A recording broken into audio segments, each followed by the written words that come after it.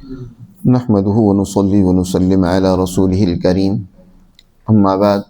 فأعوذ بالله من الشيطان الرجيم بسم الله الرحمن الرحيم وما أصابكم من مصيبة فبما كسبت أيديكم ويعفو عن كثير وما أنتم بمعجزين في الأرض وما لكم من دون الله من ولي ولا نصير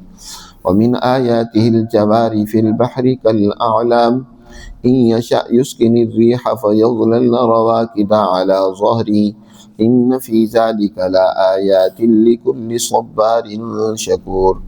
أو يوبقهن بما كسبوا ويعفو عن كثير ويعلم الذين يجادلون في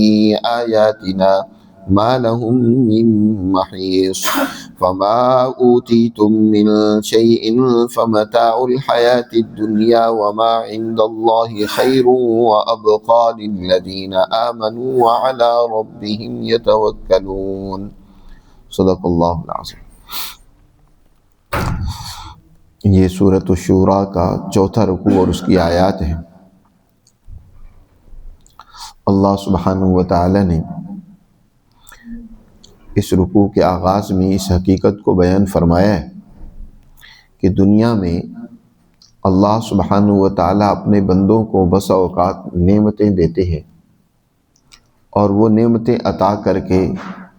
اپنے بندوں کی حالت یہ واضح اور نمایاں کرنا چاہتے ہیں کہ ان کے اندر کس قدر اللہ کے انعامات کا شکر کرنے کا داعیہ اور جذبہ موجود ہے اور ان نعمتوں کو کس طرح درست اور صحیح استعمال کرتے ہیں۔ اور کئی مرتبہ اللہ مصائب اور مشکلات کے ذریعے سے بندوں کی آزمائش کرتے ہیں۔ مصائب اور مشکلات جو اللہ کے اولو العزم انسانوں اور بندوں پر آتی ہیں اور زیادہ تر ان کو مشکلات اور مصائب ہی آتی ہیں، یہ در حقیقت ان کے اندر وہ جو صبر کا، استقامت کا اللہ نے جوہر رکھا ہوتا ہے اس کا نکھارنا مقصود ہوتا ہے اور ان کے درجات کو بلند کرنا مقصود ہوتا ہے۔ اس لیے اونچے درجے کے جو لوگ ہوتے ہیں، انبیاء ہیں، ان کو سب سے زیادہ تکلیفوں سے گزرنا پڑتا ہے۔ خود نبی کریم صلی اللہ علیہ وسلم نے ارشاد فرمایا اشد البلاء الانبیاء فالامثل ثم الامثل، سب سے زیادہ مصائب اور مشکلات انبیاء کو، جتنا کوئی درجہ بدرجہ اونچے درجے کا نبی ہوتا ہے اتنا ہی اس کو زیادہ مشکلات سے گزارا جاتا ہے، اور پھر ان کے بعد جو ان کے زیادہ قریب ہوتا ہے اس کو بھی اتنا ہی مشکلات سے جانچا جاتا ہے۔ اور انبیاء نے ہر موقع پر ان مشکلات اور مصائب میں اپنے آپ کو ثابت قدم رکھا ہے، اللہ کے ان احکامات پر انہوں نے اپنے آپ کو قائم رکھا ہے، ان سے ہٹے نہیں۔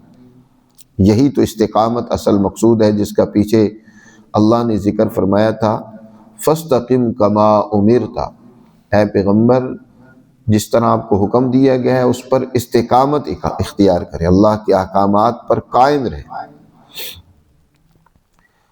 اور عام لوگوں پر بھی ان کو بھی نعمتیں دی جاتی ہیں لیکن ان نعمتوں کا استعمال وہ غلط کرتے ہیں۔ اللہ تعالیٰ اپنے بندوں کو نعمتیں بھی دیتے ہیں، مثلا کسی کو اللہ نے مال و دولت دی، اب اس مال و دولت کا وہ غلط استعمال کرتا ہے، عیاشی کرتا ہے، بدماشیاں کرتا ہے، غریبوں کا استحصال کرتا ہے۔ اگر کسی کو اللہ کوئی طاقت و قوت دیتا ہے، حکمرانی دیتا ہے، تو اللہ دیکھتا ہے کہ یہ بندہ اس حکمرانی کی طاقت اور قوت کا کیسے استعمال کرتا ہے۔ زیادہ تر لوگوں کا حال تو یہ ہوتا ہے کہ اس طاقت کے گھمنڈ میں آ کر وہ ہر طرح کے جرائم کرتے ہیں، کمزوروں پر ظلم کرتے ہیں، ان کو کے حقوق کو غصب کرتے ہیں۔ ایک تاجر ہے، وہ تجارت میں اللہ اس کو تجارت میں ترقیات دیتا ہے لیکن وہ تجارت میں دو نمبری کرتا ہے، گاہک کو لوٹتا ہے جی، اور اس کو نقصان پہنچاتا ہے، اپنے مال کو بڑھانے کے فکر اور چکر میں رہتا ہے ہر وقت۔ تو یہ جو نعمتیں اللہ نے دیں،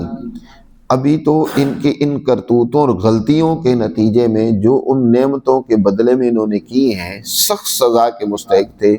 اللہ زیادہ تر تو ان کی غلطیاں درگزر کر دیتا ہے جو انفرادی درجے کی ہوتی ہیں، لیکن کچھ غلطیاں ان کی ایسی ہوتی ہیں کہ ان پر اللہ پھر گرفت کرتا ہے، ان کو مشکلات میں، مصیبتوں میں ڈالتا ہے، اور یہ ان کی اپنی غلطیوں کا نتیجہ ہوتا ہے جو انہوں نے کی ہوتی۔ کسی تاجر کی تجارت درست نہیں ہوتی اور اس پر اللہ اس کی گرفت کرتا ہے اور اسے نقصان کا سامنا کرنا پڑتا ہے، یا کوئی حکمران وہ اپنی حکومت کا استعمال غلط کر رہا ہے اور اللہ اس کی گرفت کرتے ہیں، اس کی طاقت و قوت اسے چھین لیتے ہیں یا اسے نشان عبرت بناتے ہیں، تو یہ اسے سوچنا چاہیے کہ یہ اس کی اپنی ہی کرتوتوں کا نتیجہ ہے، اپنی غلطیوں کا اثر ہے۔ اللہ تو بڑا مہربان ہے، وہ تو بہت ساری غلطیاں اس نے ویسے ہی بندوں کی معاف کر رکھی ہیں، ان پر گرفت نہیں کرتا۔ اسی حقیقت کو یہاں اللہ بیان فرماتے ہیں، وَمَا أَصَابَكُم مِّن مُّصِيبَةٍ، یاد رکھو جو بھی تمہیں کوئی مصیبت پہنچتی ہے نا، فَبِمَا كَسَبَتْ أَيْدِيكُمْ، وہ تمہارے اپنے ہاتھوں کا کسب ہوتا ہے، تمہارے اپنے کرتوت ہوتے ہیں۔ کسب کی یہاں نسبت ایدی یعنی ہاتھ کی طرف کی ہے، کیونکہ انسانی اعضاء میں سے سب سے زیادہ نمایاں کام میں جن کا عمل دخل ہوتا ہے وہ ہاتھ ہی ہوتے ہیں، لیکن مراد جسم کا ہر ایک حصہ ہے کہ انسان اپنی زبان سے بھی بہت غلط کام کرتا ہے، انسان اپنے دل و دماغ سے بہت کچھ غلط سوچتا ہے، تو یہ جو انسان نے غلط کام کیے ہوتے ہیں، جب مصائب و مشکلات آتی ہیں تو یہ در حقیقت انہی غلطیوں کا نتیجہ ہوتی ہے۔ ابھی تو وَيَعْفُو عَنْ كَثِيرٍ، وہ اپنے بندوں کی بہت ساری غلطیوں سے درگزر کرتا ہے، انہیں معاف کر دیتا ہے، ان پر گرفت کرتا ہی نہیں۔ وَمَا أَنْتُمْ بِمُعْجِزِينَ فِي الْأَرْضِ، اور یاد رکھو تم اللہ کو اس کائنات میں بے بس اور عاجز نہیں کر سکتے۔ یہ نہیں ہے کہ تم جو چاہو کرتے رہو، منمانی کرتے رہو، اور اللہ میاں تم سے ڈر جائے گا، دب جائے گا، تمہاری گرفت نہیں کرے گا، تمہیں سزا نہیں دے گا۔ ظالم کو یہ بات جان لینی چاہیے کہ وہ جو ظلم کر رہا ہے نا، اس ظلم کی سزا اسے ملنی ہے، یا دنیا میں دے اللہ، اور کئی مرتبہ کئی اسباب کے تحت اللہ دنیا میں نہیں دیتا، لیکن یہ مطلب نہیں ہے کہ دنیا میں کسی کو سزا اللہ نے نہیں دی تو وہ سزا سے بچ گیا، نہیں، وہ اللہ کی سزا میں ضرور گرفتار ہوگا، یہ کنفرم بات ہے۔ وَمَا أَنْتُمْ بِمُعْجِزِينَ فِي الْأَرْضِ، تم اللہ کو عاجز اور بے بس نہیں کر سکتے، بلکہ اس کی سزا تو اس سے کئی گنا بڑھ کر ہوگی جس کو اللہ نے ابھی مؤخر کیا ہوا ہے، اور اس سزا کا جب سامنا ہوگا تو اس کا قرآن نے بار بار تذکرہ کیا ہے کہ وہاں ان کا کیا حال ہوگا۔ وہاں تو یہ اللہ سے روئیں گے، دھوئیں گے، معافیاں مانگیں گے اور دنیا میں واپس بھیجنے کی درخواست کریں گے کہ ہم بڑے نیک اور بیوے بن جائیں گے، لیکن وہاں ان کی پھر کوئی نہیں چلے گی۔ فرمایا وَمَا لَكُم مِّن دُونِ اللَّهِ مِن وَلِيٍّ وَلَا نَصِيرٍ، اور جب اللہ کی گرفت ہوتی ہے تو پھر تمہیں اللہ کے سوا کوئی مدد دینے والا، کوئی تمہارا متولی نہیں ہوگا۔ ولی اس ذات کو کہتے ہیں جو پوری طاقت و قوت اور دسترس رکھتا ہو انسان کے اوپر، کسی چیز کے اوپر پوری استقامت کے ساتھ مستقل دسترس رکھتا ہو، اس کو ولی کہتے ہیں۔ تو اللہ کے سوا تمہارا کوئی ولی نہیں ہوگا، اور نہ ہی تمہیں کسی مشکل اور مصیبت سے بچانے والا ہوگا، اللہ ہی کی طاقت و قوت ہوگی اس وقت۔ اور اللہ کی قدرت کی نشانیاں دیکھنی ہو تو دیکھو، اہل عرب جو سب سے پہلے اس قرآن مقدس کے مخاطب تھے، ان کے اکثر سفر جو ہوتے تھے، خاص طور پر مکہ کے یہ جو رؤساء اور تاجر تھے، یہ اکثر سفر کرتے تھے، سمندر کے بھی اور خشکی کے بھی سفر کرتے تھے، اور سمندر میں جب سفر کرتے ہیں تو اپنا ساز و سامان بھی بہت مقدار میں، اور اسی طرح انسان بھی کافی مقدار میں جہازوں کے اوپر سوار ہو کر وہ اپنی منزل کی طرف رواں دواں رہتے ہیں۔ تو اللہ ارشاد فرماتے ہیں ذرا غور تو کرو، وَمِنْ آيَاتِهِ الْجَوَارِ فِي الْبَحْرِ كَالْأَعْلَامِ، اس کی قدرت کی نشانیوں میں سے کیا ہے؟ الجوار فی البحر، یہ جہاز ہیں بڑے بڑے سمندر کے اندر جو چل رہے ہوتے ہیں، یہ اللہ کی نشانی ہے۔ کالاعلام، جیسے کہ عالم پہاڑ کی مانند، بڑے بڑے پہاڑ ہوتے ہیں نا، پہاڑوں کی مانند جہاز بڑے بڑے۔ عالم پہاڑ کو بھی کہتے ہیں اور عالم محل کو بھی کہتے ہیں۔ تو محل کی طرح جیسے انسان محل میں محفوظ ہوتا ہے، اسی طرح تم جہاز کے اندر بڑے آرام دہ کمرے بنے ہوتے ہیں، پرسکون، پر آرائش، ان جہازوں کے اندر تم بیٹھے لیٹے اور آرام کر رہے ہوتے اور جہاز خرامہ خرامہ چل رہے ہوتے ہیں، لیکن اگر اللہ چاہے ان یشاء یسکن الریح، ہوا کو جو ان کو لے کر اپنی مطلوبہ سمت چل رہی ہوتی ہے اس کو روک دے، ان یشاء یسکن الریح فیظللن رواکد علی ظہری، اور یہ جہاز اسی سمندر کی پشت پر پھر رکے کے رکے رہ جاتے ہیں۔ جی، وہ موافق ہوا نہ ملے تو جہازوں کا چلنا چاہے تم کتنی کوشش کر لو وہ ممکن نہیں ہوتا۔ یا اللہ سبحانہ و تعالیٰ اس کے آگے اور بڑھ کر دوسری جگہ پہ جیسا ذکر فرمایا کہ اللہ کوئی طوفان بھیج دے، ایسی سخت تیز و تند ہوا جو اس کے بالکل مخالف ہو، جو جہازوں کو لے ڈوبتی ہے، تباہ و برباد کر دیتی ہے، تو اس وقت تم بڑے خلوص اور سچائی سے صرف اللہ ہی کو پکارتے ہو۔ اذا رقبوا فی الفلک دعوا اللہ مخلصین لہ الدین، جب ہر طرف سے اللہ ان کو گھیر لیتا ہے نا، بڑے خلوص اور سچائی سے پھر اللہ ہی کو پکارتے ہیں کہ یا اللہ اب بچا لے، لئن انجیتنا من ہذہ لنکونن من الشاکرین، اے اللہ اگر ہم بچ گئے تو ہم ضرور تیرے شکر گزار بندے بنیں گے۔ آج کے دور میں اگرچہ ان ہوائی جہازوں کی جگہ پر دوسرے جہازوں نے تھوڑی لے لی ہے، تو اس کے اندر آج سٹیم نے جہازوں کے اندر ایسی مشینری لگا دی گئی جو بجلی سے یا اسی سے پیٹرول سے یا مختلف اور طریقوں سے جن کے اندر تیزی پیدا کر دی گئی ہے کہ وہ مخالف سمت ہوا کو بھی چیرتے ہوئے چلے جاتے ہیں، لیکن جب طوفان آ جاتے ہیں تو ان کا بھی بس نہیں چلتا۔ جب تیز و تند آندھیاں اور طوفان سمندر میں آ جائیں، کتنے بڑے بڑے دریا سمندر میں اب بھی جہاز غرق ہو جاتے ہیں، ڈوب جاتے ہیں۔ ان کو کون ہے ڈبونے والا، نشان عبرت بنانے والا، اور کون ہے جو ان کو روک دینے والا ہے کہ آگے تم نہیں بڑھ سکتے؟ اور پھر وہ خود جو وہ سٹیم، جو وہ ہوا، وہ بھی ایک ہوا ہے، اس کو بھی تو اللہ روک سکتا ہے، اس کو بھی فیل کر دیتا ہے۔ کتنے ایسے ہیں جو فضاؤں میں اڑنے والے ہواؤں، جہازوں، یہ جو ہے جو فضاؤں میں اڑنے والے ہیں، ان کی ان انجنوں کو اللہ ناکارہ کر دیتا ہے۔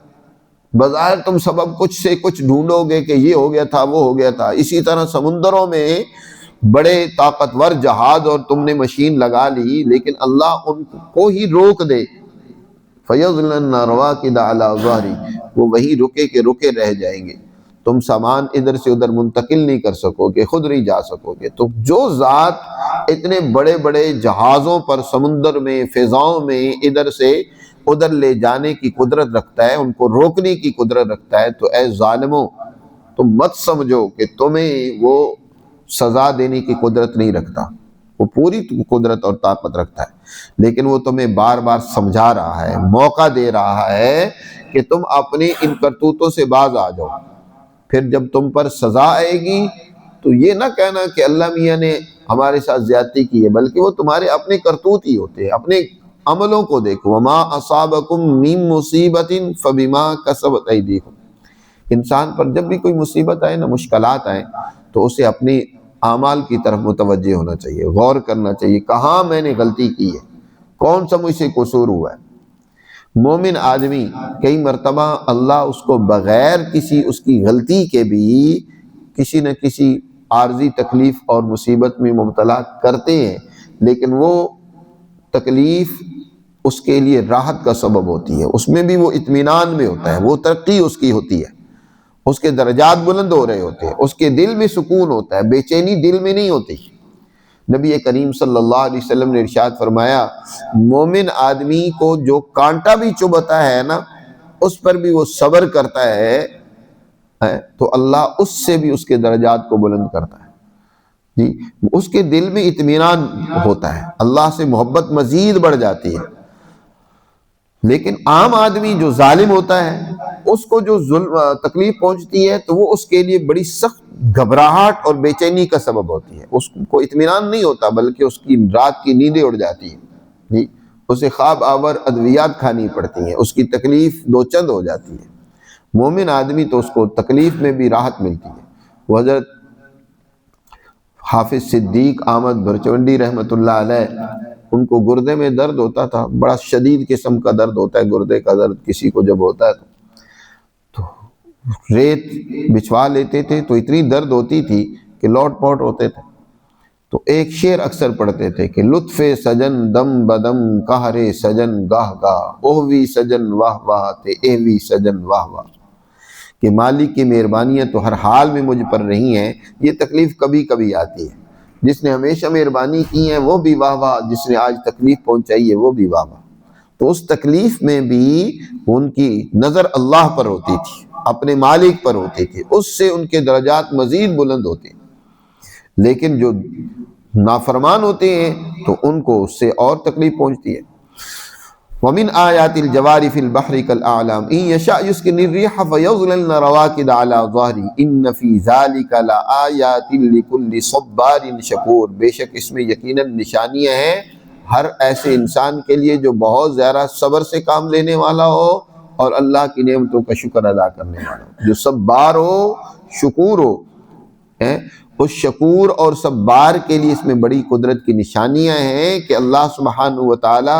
کس طرح تکلیف اور اذیت پہنچاتا ہے ان لوگوں کو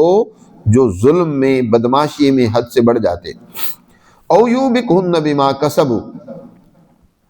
اور پھر دیکھو ان جہازوں کو جو اللہ نے سمندر میں جن کو تم چلاتے ہو، جب چاہتا ہے روک لیتا ہے، جی اس میں بھی تمہارے لیے بڑا ایک عبرت ہے، مقام ہے عبرت کا، صبر کرنے، شکر ادا کرنے کا راستہ اس میں بھی تم ڈھونڈو۔ لیکن اگر اللہ چاہے ان جہازوں کو ہلاک کرنا تو یوبکہن بما کسبوا، تمہارے کرتوتوں کی وجہ سے ان کو تباہ و برباد کر دے، ہلاک کر دے۔ وَيَعْفُو عَنْ كَثِيرٍ، اے لوگوں ابھی تو بہت ساری تمہاری غلطیاں وہ معاف کرتا ہے۔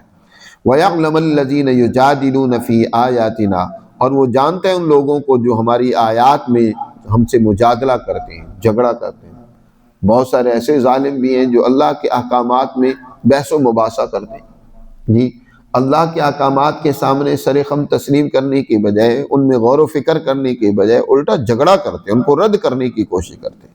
تو اللہ فرما رہے ہیں کہ وہ ہم سے چھپے ہوئے نہیں ہیں، اللہ جانتا ہے ان کو۔ یجادلون فی آیاتنا ما لہم من محیص، جب ان کی گرفت ہوگی نا تو پھر ان کو کوئی پناہ کی جگہ نہیں ملے گی، کہیں بچاؤ ان کو نہیں ملے گا، پھر اللہ کی گرفت سے کوئی انہیں بچا نہیں سکے گا۔ اور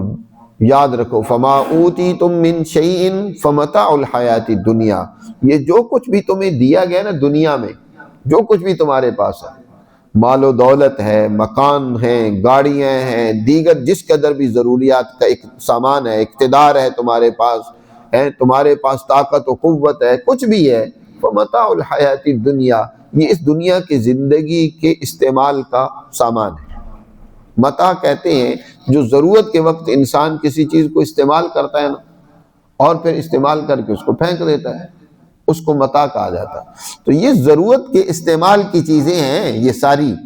جی یہ کوئی مستقل نہیں ہے۔ دنیا میں جو کچھ بھی تمہارے پاس ہے، چاہے کتنی دولت ہو جائے، کتنا سرمایہ ہو جائے، کتنا اقتدار ہو جائے، کتنا کچھ تمہارے پاس ہے، اس دنیا کے ساز و سامان جمع ہو جائیں، لیکن فمتاع الحیات الدنیا، اصل چیز وما عند اللہ خیر وابقا، جو اللہ کے ہاں ہے وہ تمہارے لیے بہت بہتر اور باقی رہنے والا ہے۔ اور یہ کن کے لیے ہوگا؟